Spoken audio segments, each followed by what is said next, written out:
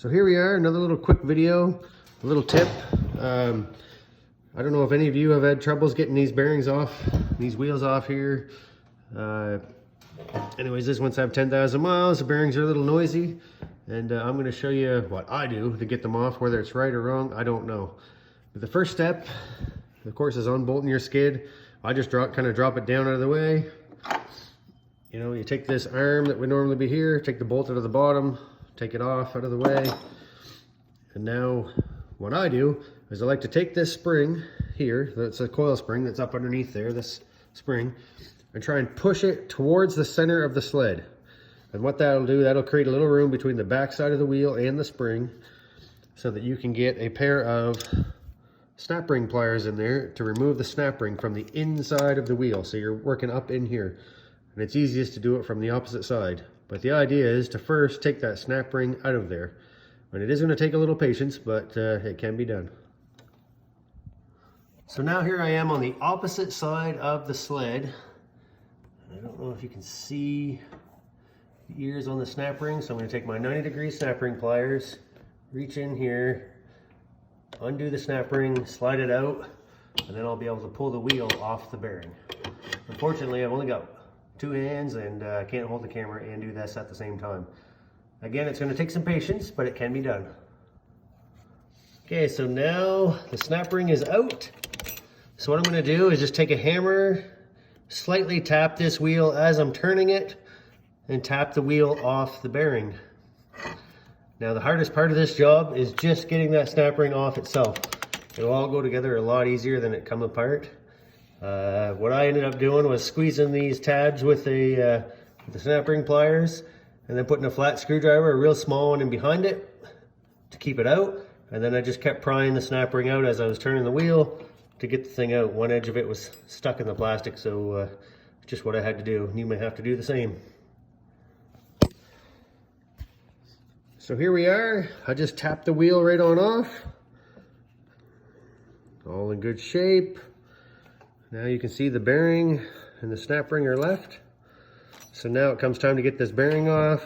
I guess totally up to you. I've actually got a puller. I just put it on here and squeeze it, pops it right off.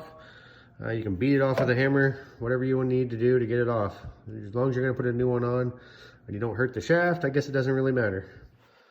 So this is my setup. It's a bearing separator, puller, whatever you want to call it, on a little impact. Won't take much torque at all. I got a piece of scrap metal here to stop this rod from otherwise just going inside the hollow shaft.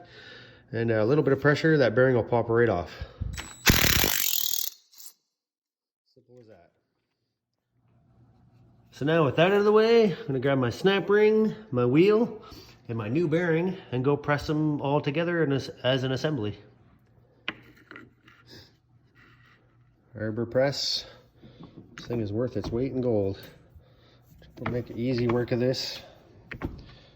And lined up, of course. Make sure it's seated all the way in. That's all there is to it. Now I'm just going to put my snap ring in it.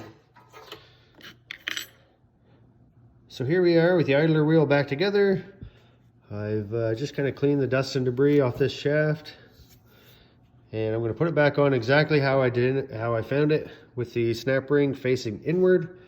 So hopefully I'll never have to change these again, but if I have to, you know, I'll be able to take or use the same process to get it off the next time. So with the wheel set on here, I'm going to have to use a large socket and just gently tap this into place until it stops moving. It'll seat. There's a little bit of a lip on the shaft there, which I guess you can kind of see. It just goes in firmly against that. And that's it. So now with the bearing and the wheel completely seated, slide on your spacer.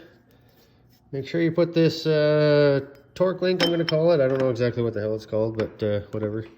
Make sure you put it on the right way, which would be the piece that you would hold with a wrench. That has to go on the inside. So make sure you assemble this the right way. Remember, it's set about flush with the end of this shaft, which is perfect. So now you would put your bolt in here, slide your suspension back up, bolt her in where it goes, and job done. Anyway, tune in next time, see what we got on the go. Please like, share, and subscribe, and have a good day.